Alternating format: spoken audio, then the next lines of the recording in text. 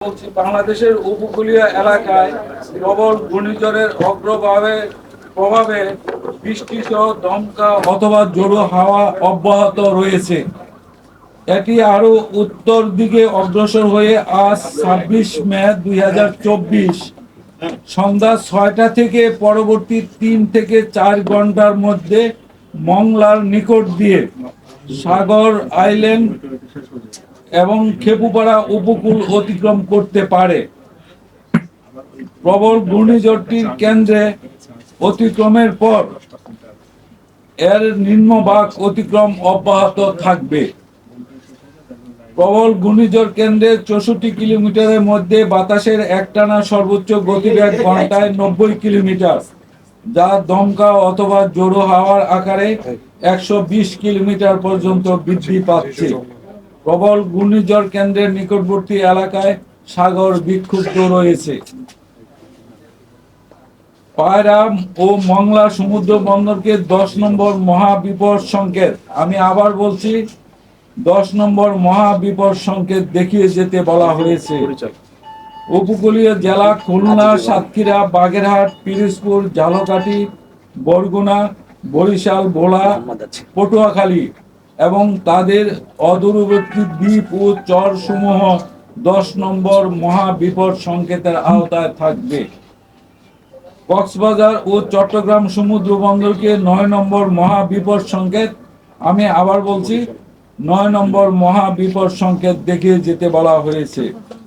উপকূলীয় জেলা চট্টগ্রাম, কক্সবাজার, ফেনী, নোয়াখালী, লক্ষ্মীপুর, চাঁদপুর এবং তাদের অদূরবর্তী দ্বীপ ও চরসমূহ 9 নম্বর মহাবিপদ সংকেতের আওতায় থাকবে।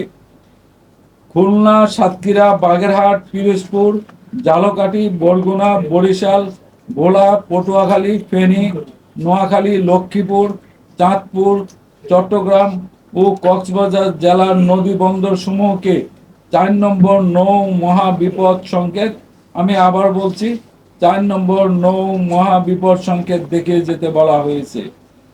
প্রবল ঘূর্ণিঝড়টির অগ্রবর্তী অংশ ও বায়ুর চাপের আধিক্যের প্রভাবে উপকূলীয় জেলা খুলনা, সাতক্ষীরা, বাগেরহাট, পিরোজপুর, ঝালকাঠি, বরগুনা, বরিশাল, ভোলা, পটুয়াখালী, ফেনী, নোয়াখালী, লক্ষ্মীপুর, চাঁদপুর, চট্টগ্রাম, কক্সবাজার এবং তাদের অদূরবর্তী দ্বীপ ও চর সমূহের নিম্নাঞ্চল স্বাভাবিক জোয়ারের চেয়ে 8 থেকে 12 ফুট অধিক উচ্চতায় বায়ুতাড়িত জলোচ্ছ্বাসে প্লাবিত হতে পারে।